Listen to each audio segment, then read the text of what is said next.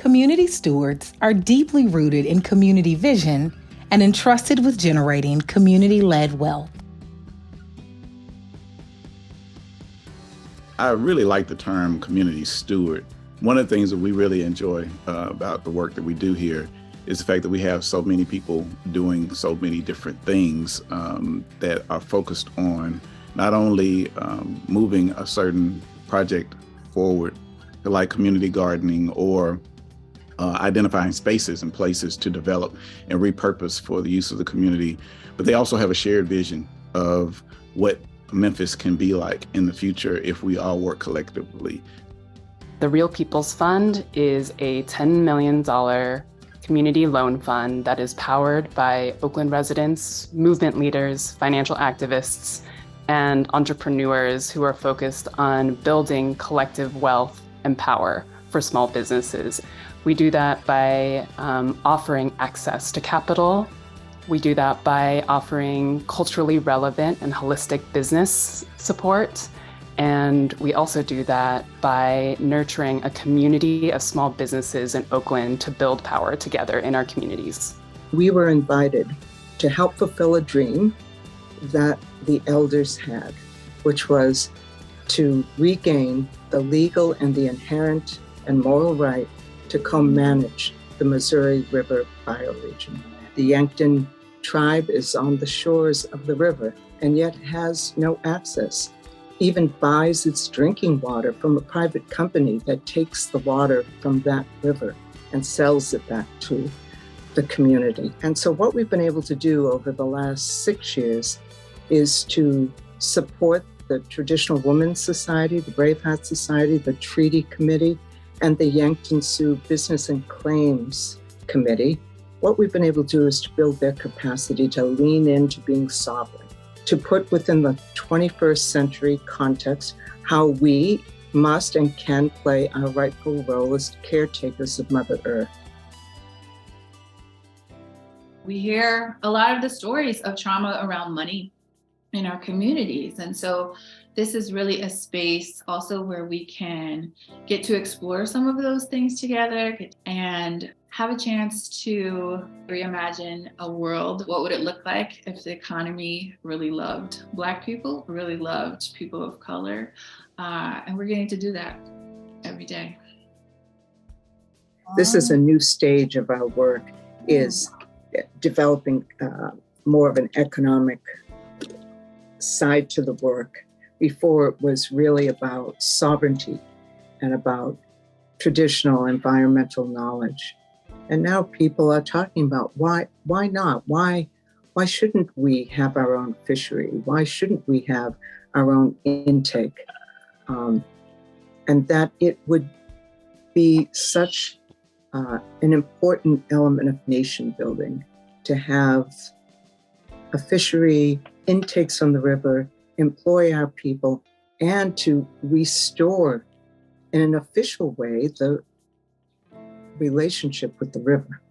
They're in that stage now where they're moving into those things, and they have plans and they have drawings, and they actually have taken some steps to actually secure land not even on the river but near the river and in other places, so they can reintroduce the farming techniques that used to be in existence in that place in a traditional way. And that, in their mind, and traditionally and historically, we see that is usually the beginning of a kind of collective, economically sustainable pathway that they can begin on.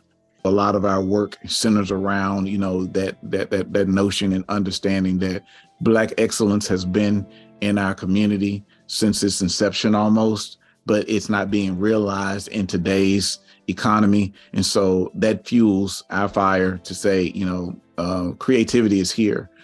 Economic development is here. Economic empowerment is here. We just need to make sure that we're harnessing it in a way that is not lost again. What makes the Real People's Fund special and unique is that we get to reimagine capital as a tool for healing, repair, and connection. And in that, what it's asking us to do is rewrite the rules and reimagine the possibility of a transformative financial economy rooted in people. We have identified, particularly Black creatives who have a unique lens and perspective, but maybe have not always been included when we talk about economic development and instigating change in the city. So we have identified such leaders who already have a focus on the communities that they're in, but also the city as a whole. And we brought them together collaboratively to do two things, really. One, develop a design and a plan for a space here in the city of Memphis that will be a hub or a gathering spot and a resource center for individuals like them that will come after. And then also help them in their respective lanes to build capacity and to scale the efforts that they have individually, whether it is as nonprofit leaders, developers, or entrepreneurs. People really look to Oakland as a place for creativity and power building and art and culture and music that is all happening here. And the reason why that is possible is because these small businesses are putting themselves out there to express their passion, their spirit, their culture, and their creativity that we have the honor of experiencing and sharing with them. And so if we can offer pathways for them to heal and repair and access capital that will make them feel wealthy in all the ways, that's the kind of Oakland that we want to envision. What we've seen from communities like the one we're working in is they begin to think about what does it mean to not only clean the river, but what does it mean to regrow the plants, to reintroduce the plants to that area, right? To reintroduce the animals to that area. And so just that physical act itself is not enough. You have to revive the societies that were responsible for that as well. So then you begin thinking about what does it mean to live collectively, to grow stuff, to grow food, to harvest things from this river in a sustainable way and share it with our community. What kind of values, what kind of principles, what kind of philosophy do we need to re-engage and lift up again for our people? Economic development cannot be disconnected from the impact of movements. The people who are leading this, they are all veterans of fighting for over a decade to stop the KXL pipeline from destroying the river.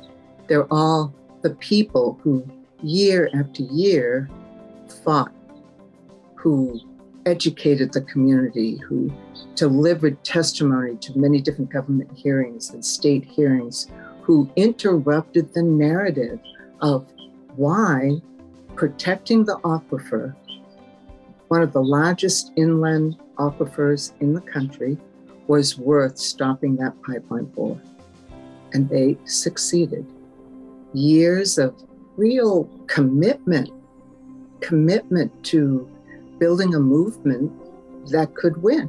They knew, the tribal leaders and traditional leaders on the ground knew they couldn't win this alone. It was a native-led, traditionally led movement that had its highs and lows and finally was victorious.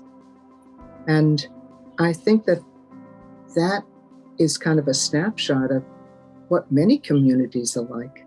The people who are always trying to move things are the ones who come up with real solutions that have staying power and that not only heal the land, but heal the spirit.